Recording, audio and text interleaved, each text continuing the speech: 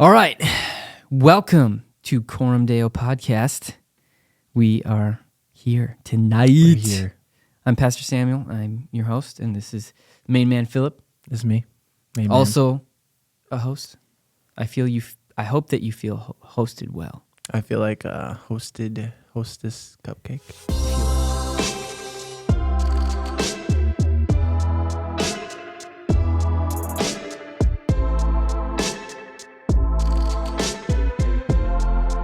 All right.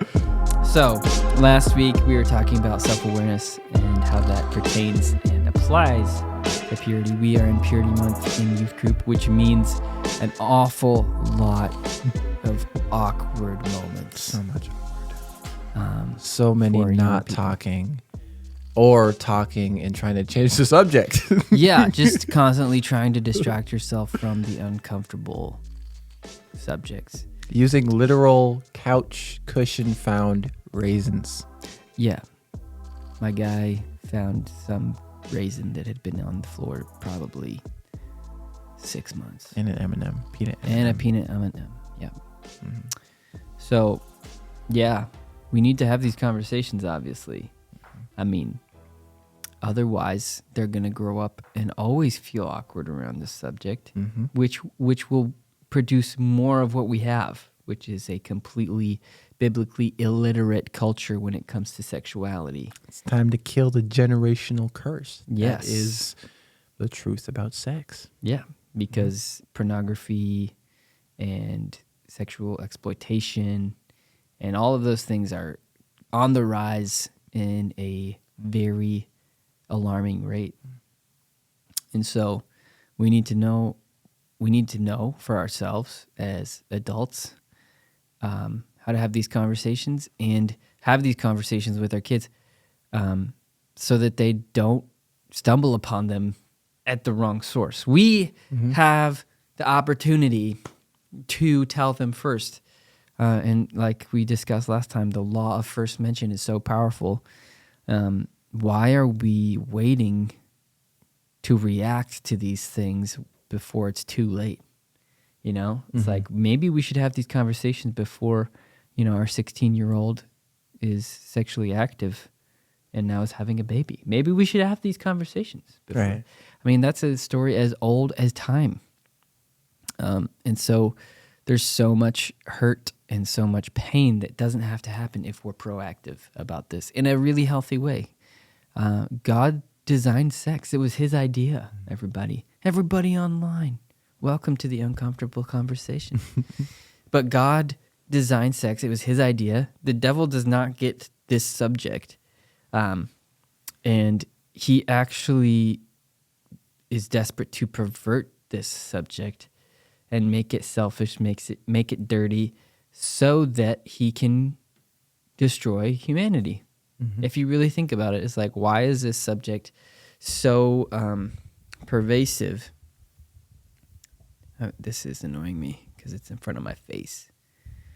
But we're going to move on.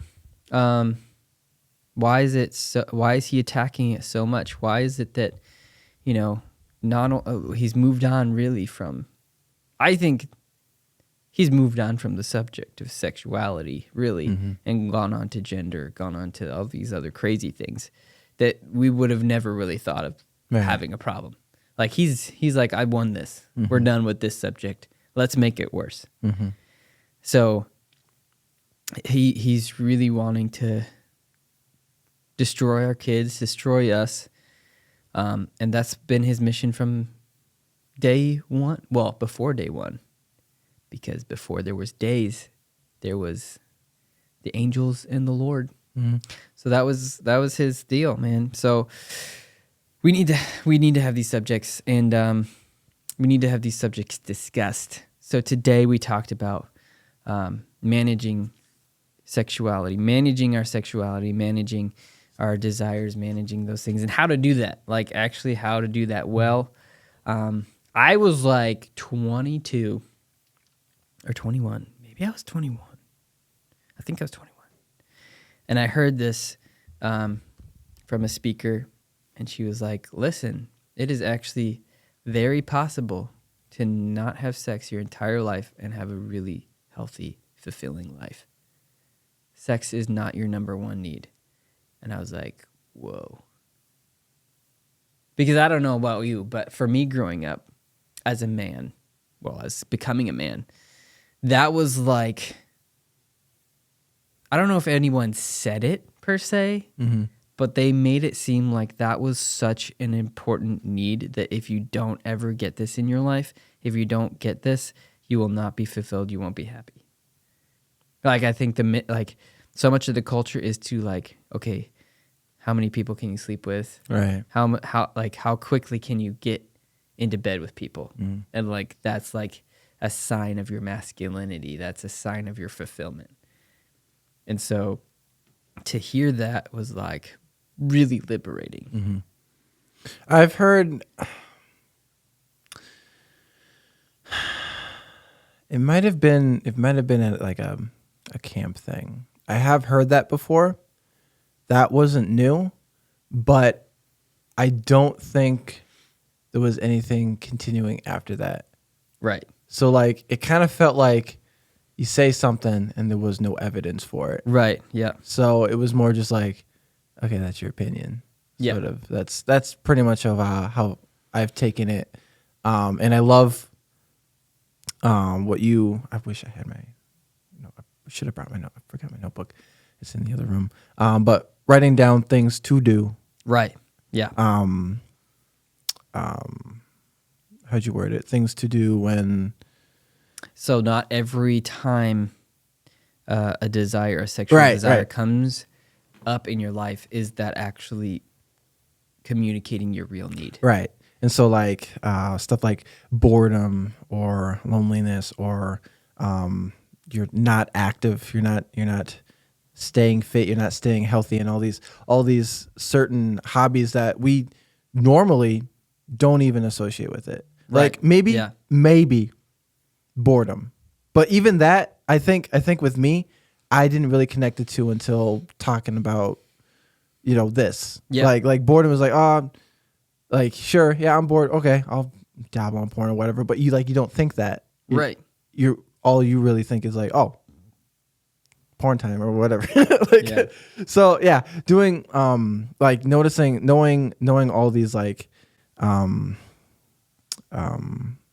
that there are things like positive things to do. Right. Really, really hammers in that fact that like sex isn't needed. Right. Like you can go on life without having sex and you'll be fine. You'll be healthy. Yes. You'll be okay. Yes. You can live. Absolutely. It's okay. Because the message is the complete opposite. Mm-hmm. And I think it's just getting more and more pervasive, that thought that like, I mean, you can see that in the fact that they are, the agenda is to keep bringing that age down of when it's like normal to be active. Right. In that. And so, hey, what's up? It's Tabitha. She came back from delivering children, not in the hospital. She was bringing them back to their homes after youth group because they don't have cars because they're young ones. They're youngins. And so that seems pretty prevalent. Like, and anyway, this is Tabitha. Welcome. Hi. She's here now. I was delivering children, apparently. All right. No, I was, but not birthing them.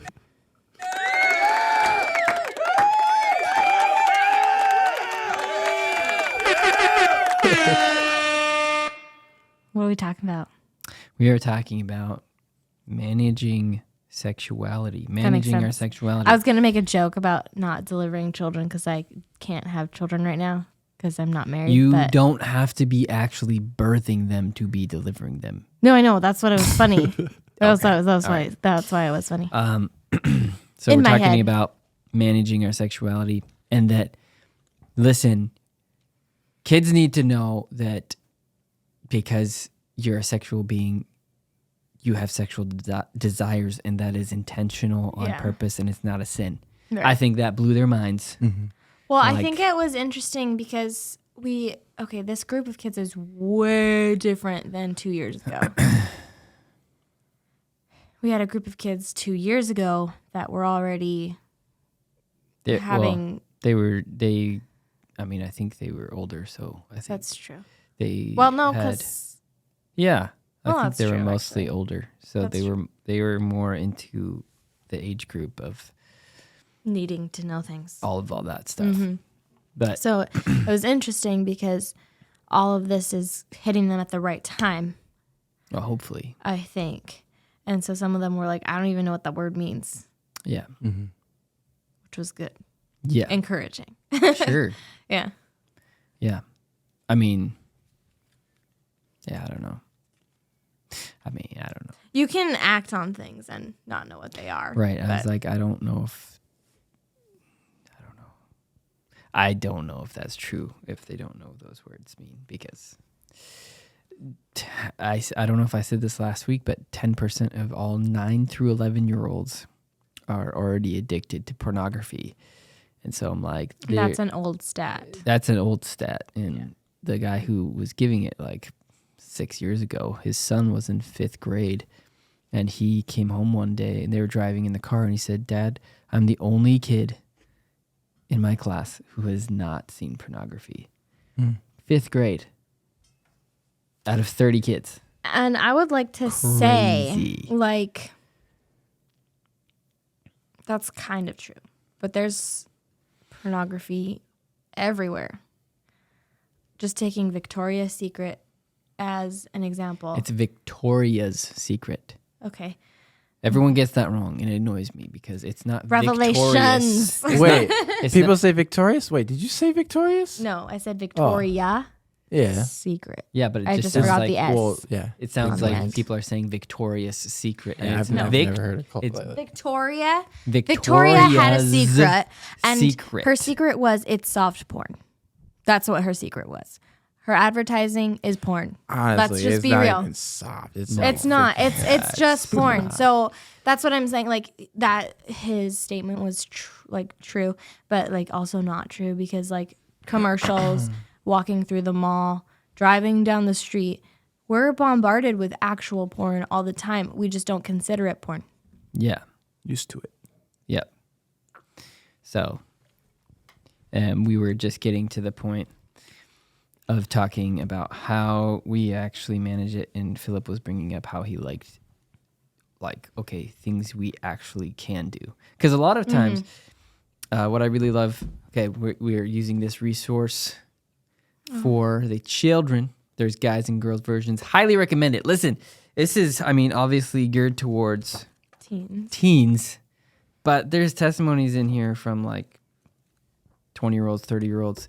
And honestly, I think everybody could do this and it would be beneficial. I was just thinking, like, when I was reading today's, I was like, you know who would benefit from this? Everyone in the church. I was And like, everyone. oh, dang, this is good All stuff. ages. And it's super easy. There's like self-awareness things in there. There's like Whether questions you're single or married, like, and things that help you think of like, okay, how do I view sexuality? How do I view purity? And one of the things in here, like I think day one was saying like, we as Christians, for the most part, make all of our boundaries, all of our ideas and guidelines about what we don't do. yeah.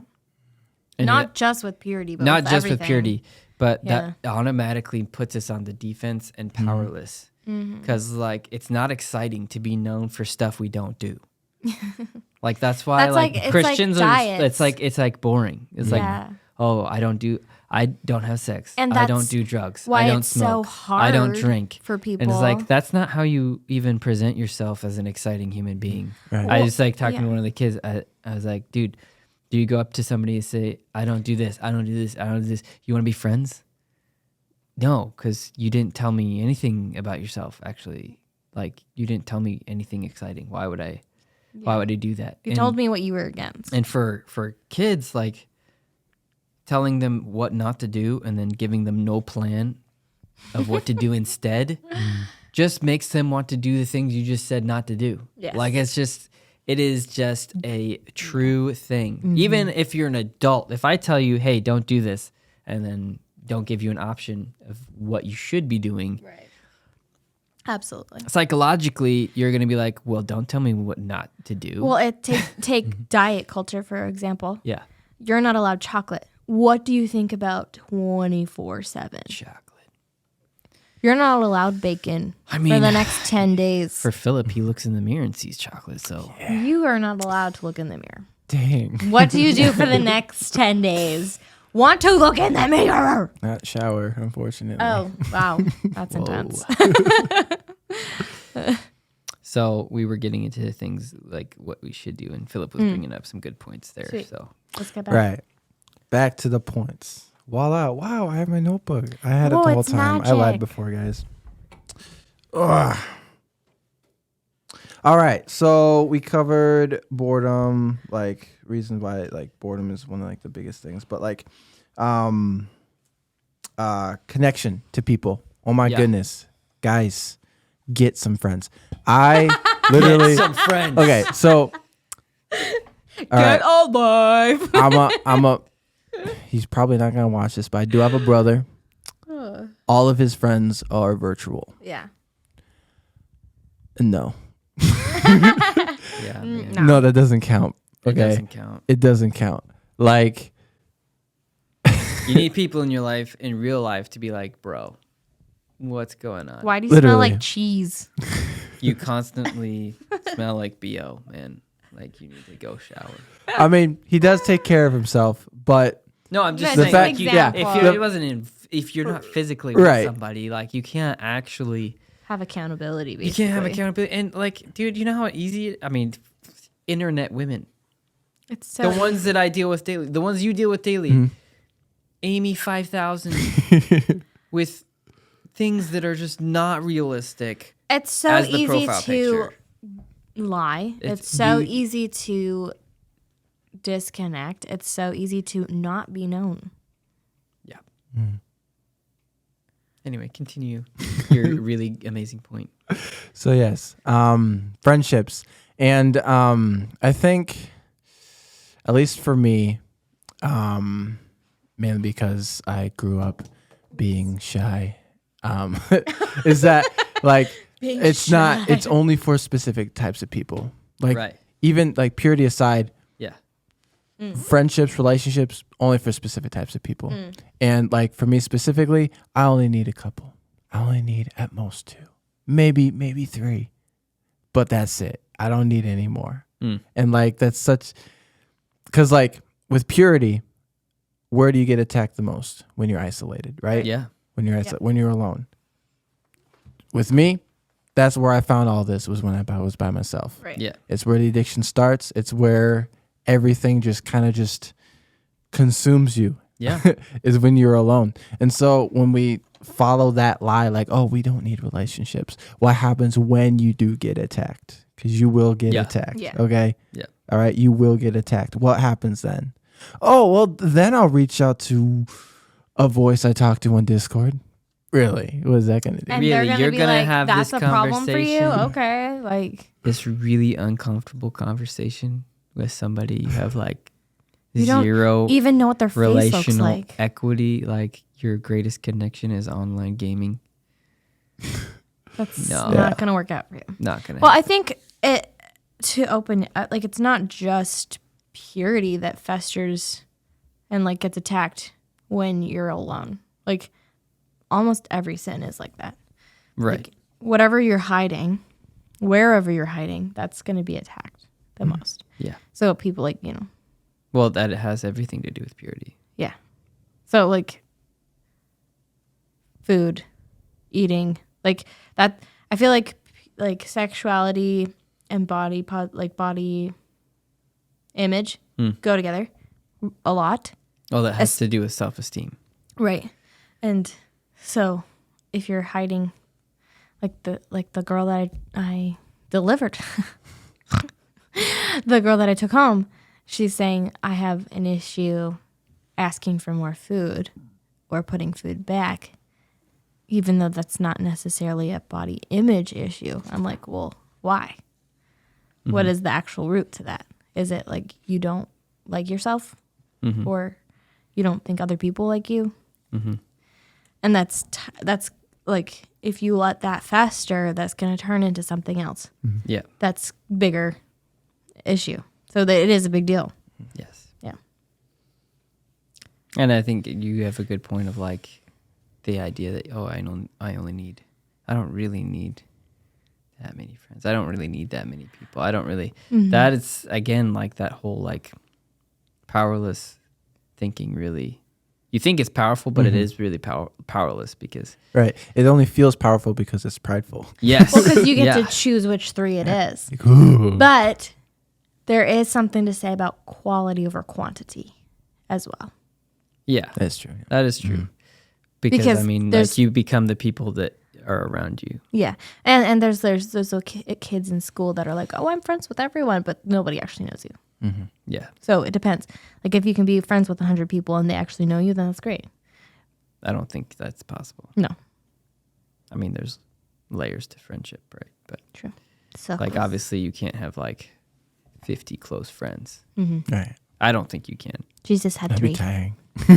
Yeah, you Jesus don't had 3. you don't have time for 50 close friends. But you do have time for like, I don't know, 5 close friends, 5 to 10 close friends. But Enough to play a game of Mafia with. yes.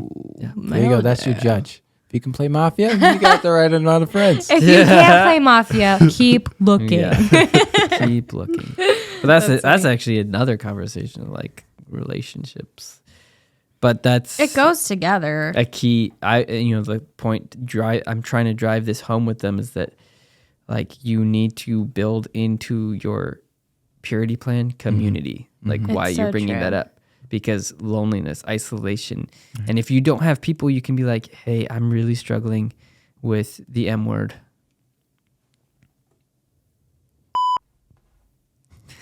Delayed reaction. Or with what I'm bleeping is masturbation and porn. My God. If I don't have anybody I can say I'm struggling with this, Yeah. then you're setting yourself up for failure. Right. Like if you don't have people that can figure out what's leading you to those struggles, right. watching certain shows, reading certain books, being alone for this amount of time, being on your phone before bed, like Yeah. I think again, actually what you brought up is it's pride, because we're like, I'll be able to figure it out. I'll be fine. It's like nobody sees that well for them. Like the biggest blind spot in your life is you. And you need to have people around you in order to help you get through the hardest things. And like we don't do that well with anything actually, but specifically with purity and sexuality. We just give kids a bunch of information and then we're like, good luck. well, We're never going to talk about this again scare because it's them. really painful for me to have this conversation with you because you're awkward and you smile weirdly every time I say the word sex. And we tried, like, I feel like typically the tactic is to scare kids. Yeah. It's like, you're going to get an STD. Well, what does that have to do with everything else? Right. It's again a negative motivator. Yeah. So, but like we can give all the information, we could scare them, we can do all this stuff, but unless we actually build relationships where this is a journey we're all going on and we're being vulnerable and like talking about the things that people feel shameful about and actually talking about what God says about sexuality and purity and making that our goal, Right. and being virtuous and noble instead of just having the goal of just not, then we're going to lose. We're losing. And I think it's hard too, because even the kids that came, that are coming, they didn't even look at it, the homework, because I think they're so awkward about it. Yeah. And like, it has to be like a home thing, because they hear it at school. They can go to sex ed class and it'd be fine. Yeah. But if you talk about it with any other age group, it has to be their age group that And they're comfortable apparently with. just one teacher. Which I'm is like, strange. how am I going to learn anything about adulthood from a teenager? Mm-hmm. Right. How am I going to learn about what marriage is supposed to be like from a single person that's 15? Like, I don't, like, you know what I mean? Yeah. Like, that doesn't, but obviously kids don't have that logic. So it's something that, like, we can do as much as we can as leaders in the youth group. And I think there's something more that can happen at home. No, it definitely needs to be something that's pushed at home and done well with your church community. Right. Okay, so you mentioned, I don't know if you mentioned this earlier, but you mentioned during your sermon that YouTube Kids has porn on it. Okay, and it's not people, it's cartoons. It's your Spider-Man and your Peppa Pig. And they have created off-brand Spider-Man and Peppa Pig videos that are pornographic for your 2-year-old to watch, for your 5-year-old to watch, for your 10-year-old to watch. Nothing is as safe as you feel like it should be. And so I'm like, we have to be way more aggressive in the way that we pursue talking about sexuality and purity with everyone. Well, I'm not thinking just kids either, because proactive is what you're at. Like, we have been reactive. Right. We need to be proactive in it. And That's not, what we actually were talking about earlier. I don't think it's just with kids either, because generationally, there's a lot of disconnect, right? Mm-hmm. Like my parents probably only know that information because I told them. They wouldn't necessarily, like, they don't even realize how prolific porn is unless someone tells them about it. Like, so I think part of the thing is that parents are so disconnected from just what's happening. Yeah. Generations are separated. Yeah. But that goes into the loneliness and the isolation. Community is so big. And like the virtual friendships, virtual connection. Yeah. So, I mean, which is obviously a generational gap. Right. Like, you don't see 80-year-olds popping on Discord instead of meeting at the coffee shop or McDonald's and sitting around and talking. With the newspaper. Yeah. Yeah. So, did you see these news headlines and post pictures on it? yeah. Whoa. Yeah. Cool. One thing I do want to bring up.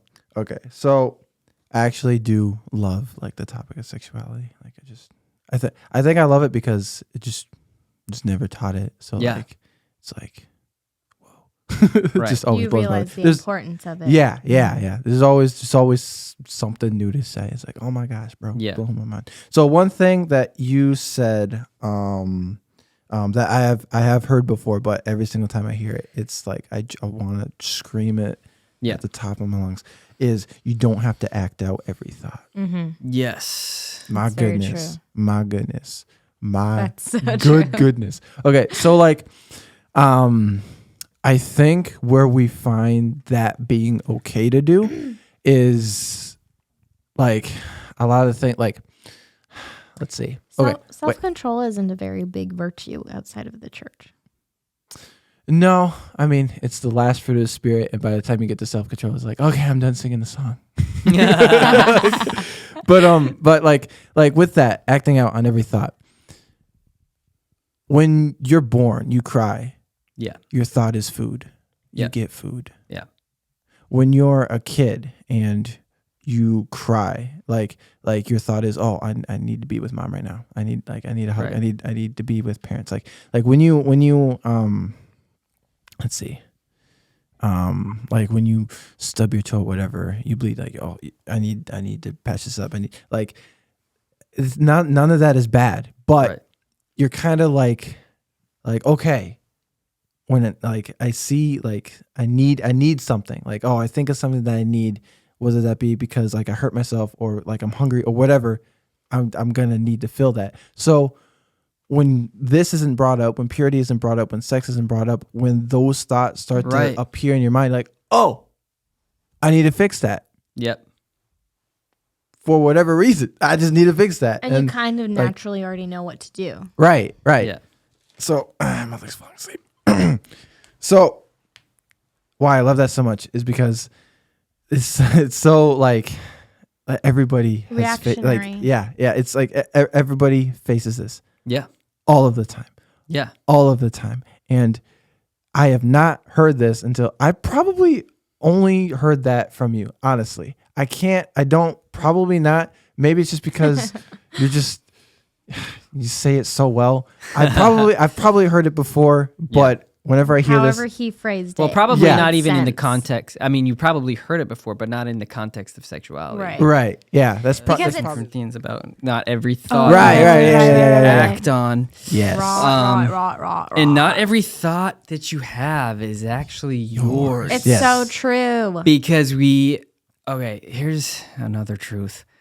Christianity in the Western world has become very much about principles and rules, and we've forgotten that it's a spiritual thing.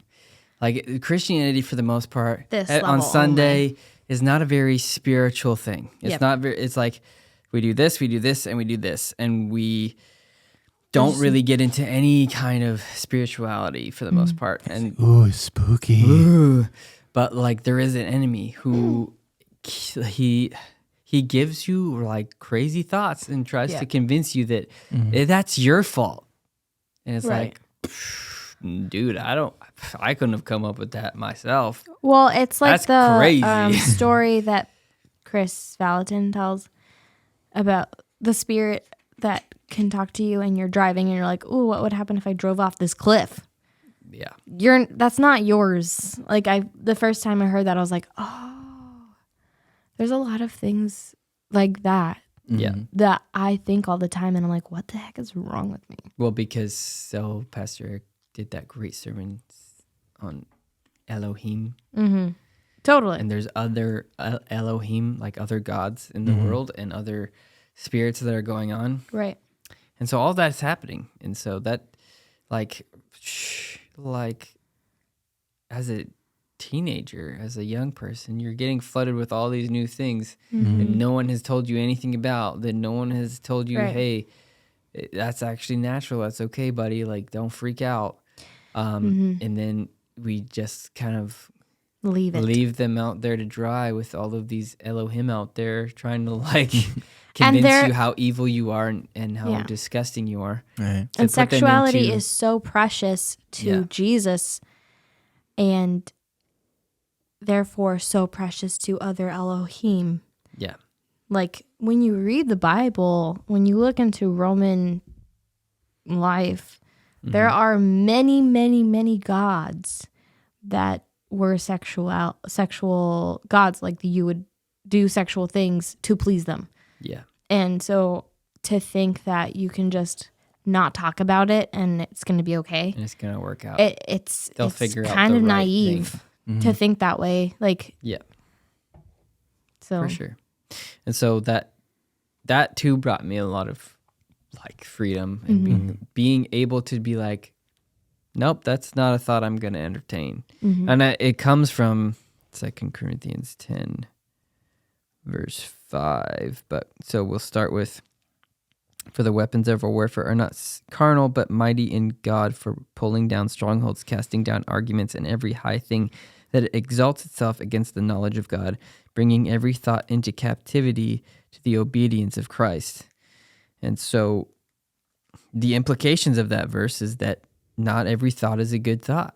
Not every thought is from God. Not every view of things that come through your brain is of God or is of you. And I'm not saying that you don't ever have those thoughts on your own. But the idea is like you don't actually have to do anything about it. You don't have to do. You could be like, nope, that's not a thought that passed through my brain. It doesn't have to be like. It's like when you're like, oh, I could go buy $1 million house. Well, that's not going to happen. So that's a thought that goes through your brain. Like it doesn't have to land. Yeah, the thought isn't the act. The act comes after Right. the thought. Right. It's like Yes. anger isn't a sin. It's what you do with it. Yeah. Right. Like those things, like those desires, we've made desiring intimacy, desiring a sexual relationship, having natural bodily functions, Hormones. biology, a sin. Yeah. And so when we deny those things, it actually is giving it more power and it amplifies it more. And you get weird. And you get weird. Like you actually, like, I was like, you have permission to be like, that person's attractive. Like that is a natural thing. You can't deny that. What becomes a sin is if you then entertain ideas of what it would be like. What, you know, kiss them, to go further. Yeah, to like, what do they look like naked? All these things. That would be obviously going into sin. But to be like, that's a beautiful person. You're just acknowledging facts. You're just acknowledging the truth. And so we get so caught up in all of this stuff in a reactive way, in an unlogical, unachievable way. I have a question. You have a Do question? you think that the whole, like, just denying that side of your life comes from stoicism, being stoic, the ideal Stoicism? stoicism? Well, yeah, probably. And so, like, this goes into church history. But Stoicism, yeah, it kind of does, and it kind of doesn't. It could be a reaction to Stoicism because Stoicism, the idea is that everything bodily is evil. So yes, but then that idea was that because that is all evil, do whatever you want. Like our spirits are what ascends, not our bodies. So yes and no. But then like weird stuff happened with the church. Like St. Augustine had some weird ideas about sexuality and like it being sinful. And it's just not biblical, obviously, when you really get down to it. And so, let me see if I can find this, because C.S. Lewis, my man C.S. Lewis, he said this really great quote, and they put it in here. I just feel Well, like he didn't say a great quote. He said something, and then they quoted him. and then they quoted it. Yeah, I feel like there's just like a lot of like we emphasize a lot of denying ourselves of a lot of things. And like that's it biblical. That is like what Jesus calls us to deny ourselves. But at some point, you're gonna have to. You can't deny yourself everything. And like God made things for a reason. Like you can't keep denying yourself food and then expect yourself to function properly. Like that doesn't make sense. All right. You know what I mean? Yes, but so we've only given so much of the vision for your like being about what you don't do. And not giving them reason why not to do these things, and not giving them a better reason to do it the right way. Like not giving them, like, you should be a noble person. You should have these virtues. You should have these characteristics, and this is going to help you do that. But C.S. Lewis says, I know some muddle-headed Christians have talked as if Christianity thought that sex or the body or pleasure were bad in themselves. But they were wrong. Christianity is almost the only one of the great religions which thoroughly approves of the body. Right. So it's an old thought. It's an old thing, and it's like, it's actually a heresy is what it is. To be like, Deny your it body. is a part of that Greek philosophy that's been infiltrated into our Christianity. Yeah. Makes sense. It's kind of a big deal.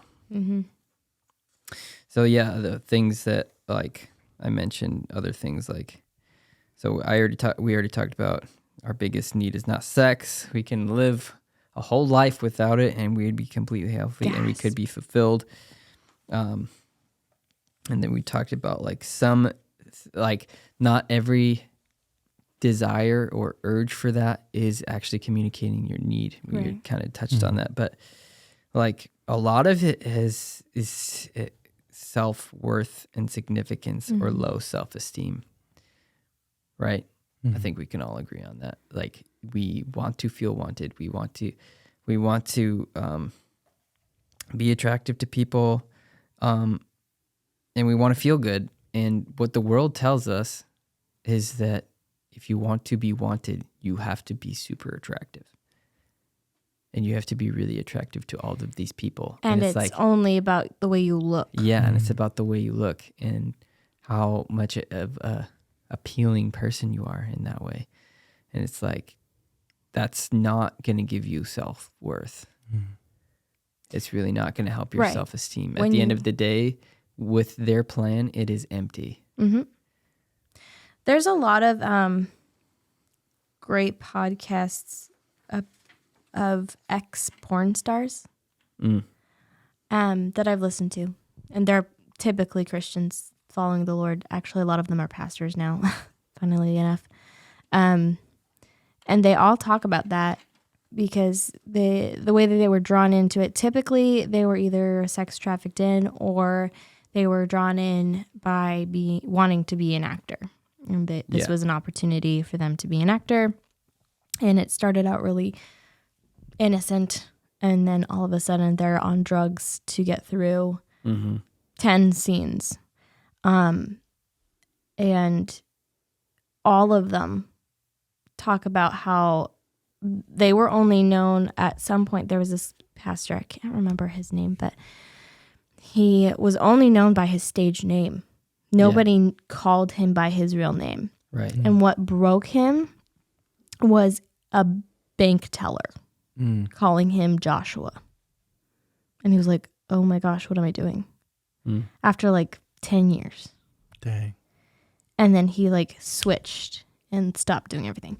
But all the people that come out of that, which you would think in this context, you would think they were high on life. Like they were always sexually fulfilled. They had great bodies.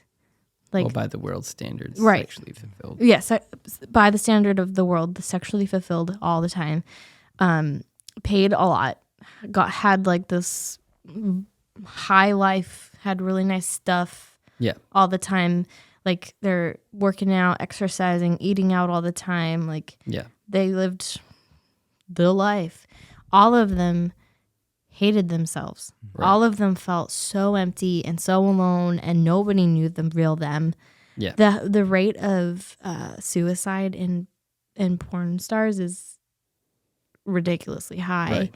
and drug abuse and alcohol abuse and all that. So it's just really interesting when you actually look at what the world is selling us about sexuality. It's like the fruit of it is always it's destructive. Death. Yeah, it's always death. And that's not even really a metaphor. Like no, it's the literally suicide rate of everyone since it's been going up.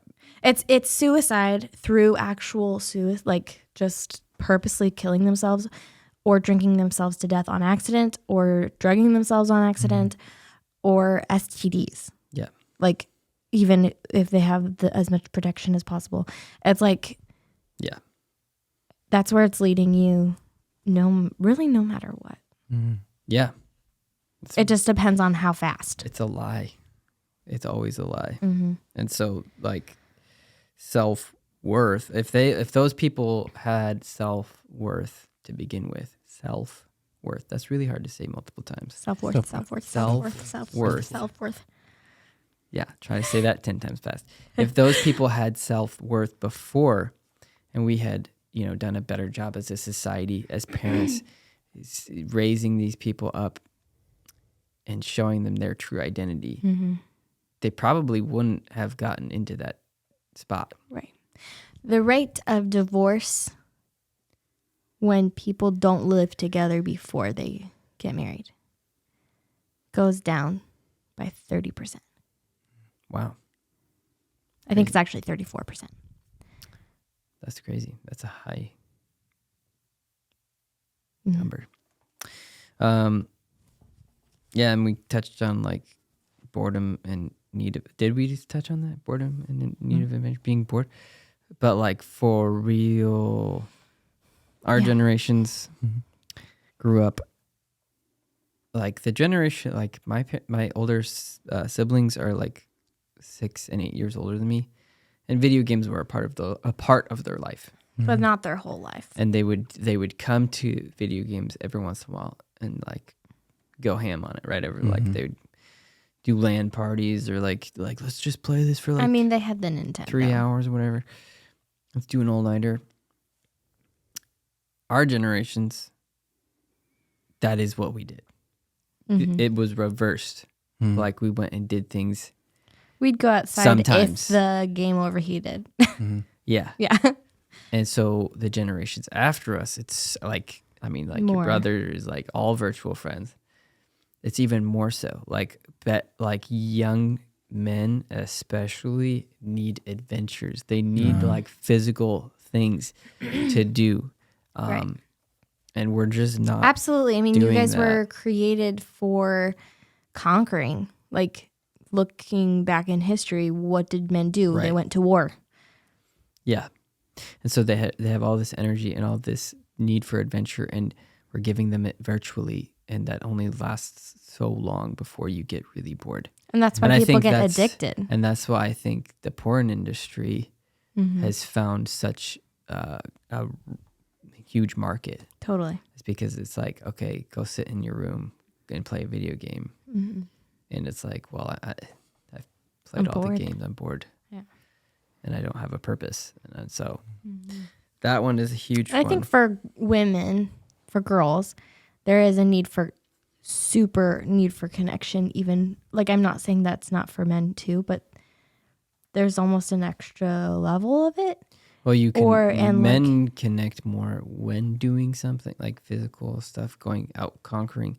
Women connect more sharing emotionally, Right. and like on that level. And so that is still a need for connection, Right. but it's That's just true. it looks different as Yeah. men. Like And I think men creative, typically don't want to like get together and like, I don't know, share feelings. Let's talk about Esther. Esther. But I just sorry. I just seen so many Instagram reels talking about girls' Bible study versus guys' Bible study. Oh, Nothing. Guys, Bible study. Dude, did you know that David cut Goliath's head off? girls are like Esther. They actually glorify Esther. Esther was just anyway. I'm not gonna finish Speaking that. of Esther was a glorified prostitute, friends. I just want you to know. I don't remember what. I think I was gonna say women need creative outlets. So they need to bake. They need to. sexist. Well, it's just. Yeah, I'm it's kidding, actually. I'm It's kidding. actually just like I said. Like men were made. Your makeup. We don't wear makeup. Your chemical makeup is more on conquering, being more aggressive, not in a bad way, don't get me wrong, being more aggressive. Like, sexism is a thing because it's real. Like, there's differences in men and women. Women are more into intricate things like baking, cooking, making things look pretty. I think you mean stereotypes. Yes, Sexism is real because people are jerks. true, but they're based on real But they're stereotypes. based on stereotypes, yes. So, And so abuse. We don't right. we don't condone sexism here. Don't do that. This is a round table. Tabitha's chair isn't lower than ours. She's just shorter. That's true. I'm just very short. But you have a good point. Yeah. Like, So everybody it's- needs an outlet. Everybody, and Yeah. I think that was like the powerful thing about like your purity plan needs to be about who you want to be. Yeah. Not what you don't want to do. Mm-hmm. And so like when people are busy living their purpose, sin is not attractive. Sin is like what? Why would It's I do that? it bypasses your brain. You're just like I don't. Why that's would I not do that? attractive to me. I don't have any reason to do. I don't that. have a need. I don't have there. any. Yeah. Yeah, and I think the culture that we are in kind of suppresses exploration in other areas. We're like, yeah, explore sexually, do whatever you want. But when a girl's like, I want to try I think maybe even we do it to ourselves. We suppress, like, what if I'm not good at it? Or what if I end up not liking it? Just hobbies. Like, I want to try roller skating. What if I suck at it? Well, I'm not going to do that. What if I look dumb? I'm not going to do that. What if I want to spend all this money and try to sew or try to do animation and I end up hating it or I end up not being good at it? Then I'm going to look dumb. It's pride, right? Well, it's self-worth, pride, and well, it's all fear-based, but it's ego and all that stuff. Like I can't afford to look stupid because then I am stupid. Yeah, and you see that with guys too. Like, I don't want to go to the gym and start working out because I don't know what I'm doing. Dude, that's real, man. It is real. You guys, can I tell a funny story? I don't know. Can you? Sometimes. Okay, so there's this guy. he was lifting his heaviest weight on the barbell. I think it was like 235 or something, and he was lifting it for max reps. And he videotaped himself in the gym, and he just like lifts it up and farts all the way up. And he was so proud of himself because it was his heaviest weight. So he was like, I'm just going to post this on Instagram with a song over it. Oh. And so he posts it and then leaves his phone somewhere and comes back about 30 minutes later with 50 messages on Instagram because the song never uploaded. So he was like, he made a reel about it on Instagram, and he was like, listen, if you have gym, like if you're afraid to go to the gym, I'm letting you know that you don't need to be afraid, because I embarrassed myself at the gym, and then I embarrassed myself in front of the whole world. And it was the funniest thing I've ever seen. Right. But that goes again to self-worth and being like okay with yourself and choosing your identity in Christ and finding your purpose. You can't find your purpose unless you're going to explore. Totally. But the problem is it's easier just to stay in your video game world and explore where your ego is protected and it's all virtual. Like I created this character. Yeah. And it's not really me. Mm-hmm. So, totally. Yeah, that is a pervasive problem as well. Yeah, it's like a huge thing that I think people are just starting to wake up to. Like this whole virtual existence is really not working out for kids. It's not working out for humanity. Definitely. And I think it is connected. I think it is connected to the porn industry. Impurity, because that's where a lot of that stuff is getting into your children's lives. Totally. Mm-hmm. So, yep. Word up. So I think just pursuing, part of having a purity plan is pursuing things that you're interested in. Yeah. You like flowers. Research flowers, Finding purpose. Yeah. Finding purpose. Deciding who you want to be with that community. And that deciding who you want to be, not saying like, this is who I am for the rest of my life. Like I am the cookie baker for the rest of my life. Well, that's a hobby. That's not a virtue or a character. Mm-hmm. That's not a purpose. Like a purpose isn't necessarily something you do. But you won't. It's not an action. It's something that happens when you're there. Like I am a pastor. I'm a pastoral person. Because that's just what happens when I go anywhere. Right. Like I end up.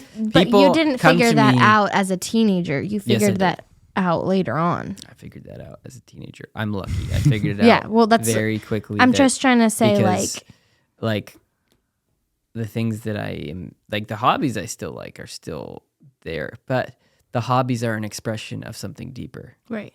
Like I love fitness. I love weapons. They've always been cool. I think it's a guy thing. Like who doesn't like you like weapons. Like not as much as the most. But you like sports, right? No. But I do. Do you play football? I do enjoy. Do you play Dude, basketball? play football. Dude, okay. Do you play tennis? I'll say a story once we're done cutting the sports. It's an inside Remind joke. me, It's an inside joke. but I will tell you afterwards. But I mean, yeah, I do like guns. Like but like I really like it, but it's because I'm a warrior, and like worshipers are generally, well, actually, they're warriors, and so that's all deeply rooted and connected into who I am, and so I could have just grown up and thought, oh That you're yeah, just a warrior. I just like guns and stuff, and I mean, when I was younger, I was like, I need to join the military because of that. But then I learned the deeper things of that. What I would trying to say is like deciding who you are and like deciding what kind of person you want to be can still develop. Yes. I'm not meaning like Absolutely, like I just wanted to like make sure people realize, like make sure kids realize it, that are watching, like you don't have to have everything figured out. No. But you can have like I want to be a pure person and I want to follow Jesus. Right. Like you don't have to have everything filled out. No, you don't, but you should, like, And that self-awareness. You shared Yeah. the perfect example. I mean, like you like guns and what else you say? Fitness. Yeah. So you wanted to join the army. Yeah. If you solely went like, oh, I like guns and fitness, therefore army, you Yeah. would have been a completely different man. Yeah. But like, Yeah. because that does But he would change still that, have does that grow, pastoral thing. Yeah. Right. You like allowed that to develop Yeah. and change and Right. grow. True. Right. You're not in the army. Nope. Right. You're, Yeah. Yeah. Well, you're still a warrior, but you're not in the military. Yeah. So, Because all those things have deeper meaning. right. And I think to have that, like the first conversation of self-awareness and have that built into your conversation, like with your community, Yeah. is like on that purpose level is almost even more important than your sexuality conversations, Yes. because Yes. those things are fulfilling. Those things are going to be the thing that actually sends you in the right direction, besides the you don't do this conversation. Well, sexuality isn't ever going to be the main thing. Right. Ever. Like, that's what the world's telling us right now, that you can be whatever you want because, sexuality is who you are. It actually isn't even 50% of who you are. I saw a post. It was like, if you have to tell me your gender, your sexual preference, and like your political beliefs, like the first time I meet you, you're a really boring person. Yeah, it's like, honestly, like the way that God made it, it's like we shouldn't even necessarily have to think about, like the reason we should think about it is because we're protecting it for someone else. Yeah. It's not that we should think about it because everyone needs to know. I actually don't care about your sexuality. I care about your purity, Right. but I don't care if you ever have sex. I don't care personally. You know what I mean? Like, I don't care if you... I don't care. Like, I care about you. That's Right. not the first thing I want to know about you. But Like, that yeah. was they're saying, like, becoming a whole person. Yeah. That it has some to do, but it has not It's a that part much. of the pie, but it's not the biggest part of the pie. Yeah. And the part of the reason why it's getting really dangerous is it's becoming the whole The whole pie. There's nothing else about you. Like when you when you look out on the internet, which is not necessarily real life, but It's not real life. when you look out there, everyone has in their bio their preference. And it's like, why do I need to know that? I was just looking for you to show me how to crochet. Legitimately, I can't follow a lot of people because they are pushing all of these things, as well as sewing, crocheting, cooking. I'm like, I don't want to know what your gender preference is. I just want to know how to cook an egg. Okay. I have so many questions right now. You don't know how to cook. You don't know how to cook an egg? That's the top. That's the tippity top of Actually, my questions. Do you know how to cook an egg multiple ways? It's pretty exciting. My favorite way is curry, egg curry. It's pretty delicious. It sounds really nasty, but I promise you, egg curry is delicious. I promise. I like good old fashioned scrambled. Meh. Because it's easy. Meh. Done. My favorite. Well, you gotta stir it. That was just a fried egg. That's easier. That was a fried egg for sure. Fried eggs are easier than scrambled. That's not true because when you flip it, and the egg breaks. Okay, Boom, but that's scrambled. if your goal is to have the yolk not break. That's See, true. I was raised hating the yolk. But his I yolk don't. is easy. Hey. I'm afraid. No, okay. So this is gonna trail a little That's bit. not the same yolk, fam. But Okay, I was why? I was raised to not like the yolk runny. I And love the runny yolk. Everybody loves the freaking yolk. Here I am, missed opportunity because when I asked my mom, "Hey, can you make my egg like that, like on the TV?" She'd be like, "No, why?" It's actually just harder. It's probably why. I don't know, but It's now honestly I'm just afraid really to try hard. it. I'm afraid to try it. You'd 'cause, probably like You've never it. tried it? You would probably like it. Like I said, I like Why are we talking scrambled about eggs. egg? Soft-boiled eggs? Oh, so Because good. you Anyway, were looking at people on Instagram I wanting was to just learn how to cook an egg. For giving some an reason. example. That's not actually what it was. It's more complicated than that. Well, but anyway. now you've just broadcasted it to you, everyone on I YouTube. know how to that you cook don't an know how to egg. cook an egg. Okay, I know how to cook an egg. You add chocolate and flour, and then you put it in the oven. I thought you were just gonna stop at chocolate and eggs. Okay, that's interesting. No, I made an omelet this morning. I added With chocolate. chocolate and flour Wait, and baking soda, and then just kidding. Okay. Anyway, Purity. purity. So we need to be having like these cake. conversations. We need to know that God created sex. Yeah. And it is not the devil's design, and he only can pervert it. And please start having these conversations with yourselves about purity, about sexuality, because the world is digressing at an alarming rate when it comes to this conversation. Yeah. World ain't gonna stop because you're not looking. Yeah. And so if you're looking for You're resources, not going to stop having hormones because you're not looking. I'm just saying. If you are looking for resources, this is a great one.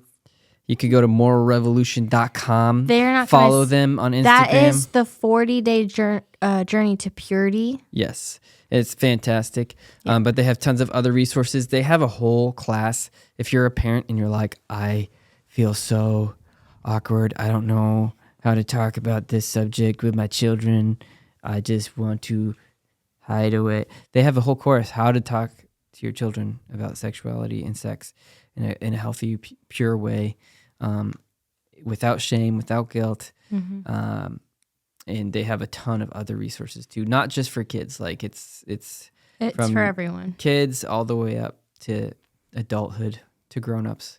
Whenever that happens, I still don't know. I'm almost 30. I haven't do felt you like grow a grown up? up. No idea.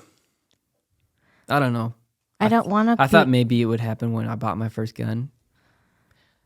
Or had your first kid? Yeah, that didn't change anything except The amount of sleep you get. the amount of sleep I get and the realization And the amount of coffee you drink. of how much patience I don't have. Fact. Right? So, yeah. So, really dive into this stuff. Check in with the Lord on these things.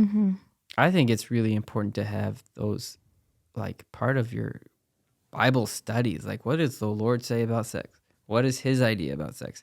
How does this look? Because, I mean, I was old by the time I learned that. Like, Philip and I were talking with the dudes and being like, it'd have been so nice if somebody told me what this was. If somebody had actually told me what masturbation was, I probably never would have stumbled into that by accident. Like, you know what I mean? Right. So just having those conversations will save your kids and save you so much pain and heartache in the future. And it will say, well, this is going to save the world. Yes. If we can do this really well, because it's so important. It takes hold of your soul so quickly. Yes. What would you say to people that have already struggled with porn, masturbation, sex? Sure. What would you say? I would say that you need Jesus to cover you and to help you out of it. Honestly, I never even opened up to anybody about like all of like masturbation. I figured out that it was wrong after I was like, oh, this is not something I should be doing. And that nobody had these conversations with me. I figured like I literally did this with Jesus because I was in shame cycles. I was in all of this stuff. And I read this book by Joseph Prince. You can hate Joseph Prince all you want. His book saved my life. So take it or leave it. It was He also has really nice hair. unmerited favor. And like people think like, oh, acknowledging that you're sinful, acknowledging that like that you're just really dirty is going to help you somehow. Mm-hmm. It really doesn't. You already know that. Everybody knows that already inherently, that like I'm messed up. Yep. What gives you power is declaring the truth. If you're saved, if you love the Lord, Speaking you the truth are over yourself. the righteousness of God, not by anything that you do. Right. Obviously, you were dirty. You were a sinner. You did sinful things because you were a sinner. So declaring what changed my life and what brought me out of that, what gave me power, is even right after I did something, I said, I am the righteousness in Christ. I am the righteousness in Christ. And like, then that whole appetite went away. Yeah. Because I was declaring the truth over myself. And so don't ever partner with shame. Don't ever partner with guilt. Don't go insane and say, oh, God will forgive me. That's like it goes to the other extreme of like, Right. I don't feel bad about it. I don't feel guilty. Now you're going into like psychopath territory. Well, shame is an indicator that you did something wrong. You should feel bad because you did something bad. Yeah.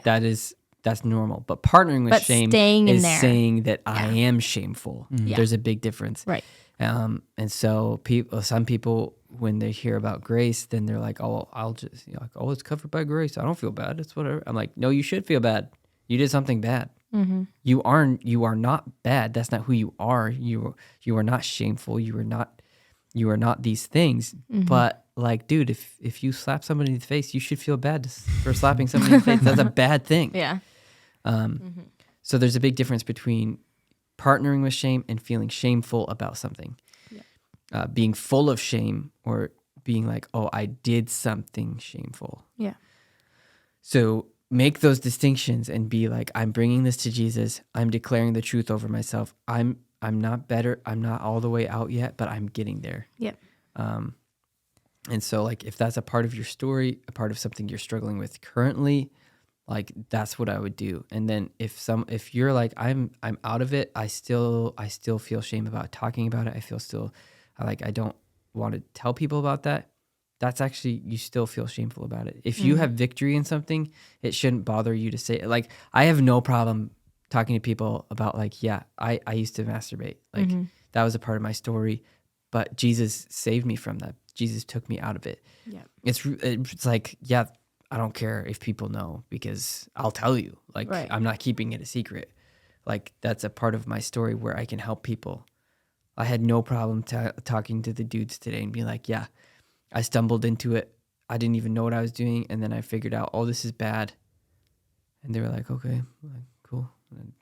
But so you shouldn't feel shame if you have done the work to get out of it. Yeah. The final step in actually getting out of it is being able to like say, hey, I used to struggle with this. It's a testimony. And Jesus helped me out. So you're saying basically to know who you are. If you are struggling or you have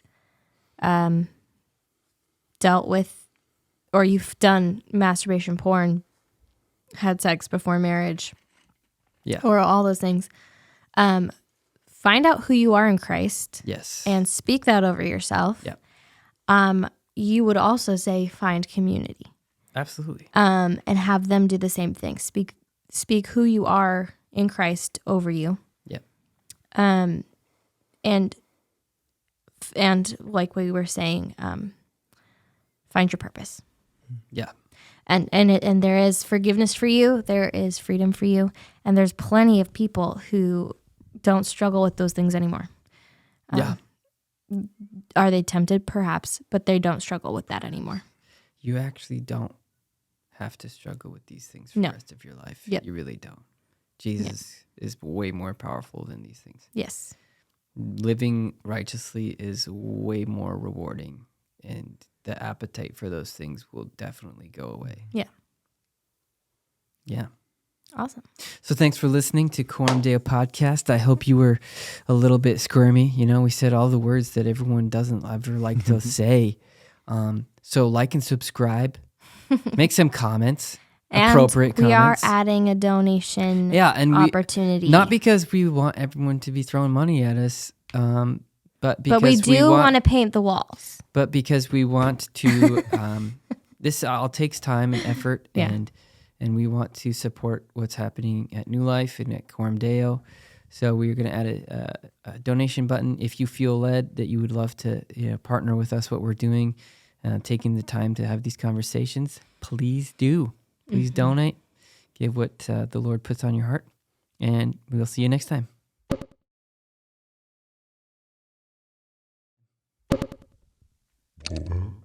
Oh, snap. Oh, there we go. I didn't know I pressed the deep voice button. Yo! Woo! Let's make some eggs. Or just egg. Let's make some egg. That's it, just one egg. Step What? No. Died. The camera died? Did you get the other battery? Make the voices funny. No, we did make the voices funny. Why? It's still recording, hold right? up. I can get still the get other the battery. other battery. And We make can- the voices we can funny. cut. Yeah. We can cut. Again. Okay. Get the other battery. Oh! We're going to get the other battery, but The other battery's in my backpack, though, so I'll go get it. oh my gosh, backpack. All right, bloopers. Woo! I love this voice with my whole heart. It's freaking stupid. Yay! Oh yeah. Good job, man. I'm proud of you. Just to be counted, I am not abusive. Oh What? man. You said battery. No, Oh, like like- electric. Yeah, I was just joking. He was. I wasn't. It's a punny. It's a pun. Wow. funny. So anyway, I wasn't laughing. what were we talking about? I don't remember. I feel like a cupcake. I feel like the cookie with the filling in the middle. An Oreo? No, the Hostess cookies that they're the sandwiches. I don't know. I'll be honest. I had like 2 Twinkies in my life, and it didn't go well. Dude, same, but I don't care. I went too hard on the Twinkies one time, and then I threw up. You ever OD on Twinkies? Oh, I got so sick, like not even kidding, like a week. I think, what did I do that with? Jelly beans. I can't eat jelly beans. I got sick off of jelly beans, and I can't eat jelly beans to save my life, even though jelly beans can't save your life to begin with. So Nope. I'm not really missing out. Nope. Anyway, we digress. That was just Digress. some opening fun facts. So fun fact. I got sick on Twinkies, and to this day, I will not eat Twinkies, and And you will not eat jelly I will beans. not eat jelly beans. Give me a jelly bean, I'll throw it at you. Just Yeah, kidding. it'd well, be. maybe not. It depends on who it is. Let's be real. Depends. You know who you are. You know who you are. You know who you are. I died of sun cancer because I was 80 years old in a wheelchair in Mafia. Like, I what think is I that? think I think Gavin was trying to what was he trying to do? I have no idea. Well, like he was kind of annoyed that everybody was talking. Yeah. So I think he was trying to come up with something that made everybody satisfied so they wouldn't talk. Yeah. But he didn't know that was impossible. Yeah. Because this is what we do. Right. That's kind So- of that's the magic of Mafia. It is. You like as the narrator, you just have to pick up on all of that energy and take it to the next level. And if you don't have that within you, it will eat you alive, and you just won't be a good narrator. It really takes a special kind of person to be a good Right, narrator for Mafia. You have to be quite a character yourself. Like I think the most important character in Mafia is the narrator, because you are creating the story. And if you create a good enough story, then the people who have roles in the town, they will pick up roles that don't even exist. Right. That's the magic. You got to bring the magic. Bring the magic. Black magic. Black magic. Well, you can bring the black I bring the magic. black I can bring like the stereotypical Jewish or lumberjack magic. Or, I'm getting to dwarf level beard. You are. I'm getting to the dwarf level Middle Earth Except magic. there needs to be different hair though. I'm working on it, bro. I'm working on it. What do dwarves have long hair? They Dwarves- have long hair. Do they? Yeah. Well, Why can't I picture? I can only picture them with a helmet on. they normally do wear helmets, but I know, but- in the Hobbit movies, all of them Oh have long yeah, hair. yeah. That's right. Picture the Hobbit, bro. Just picture the Hobbit. Man. Literally just watched it too. I mean, the only dwarf in Lord of the Rings is really Gimli. So. That's true.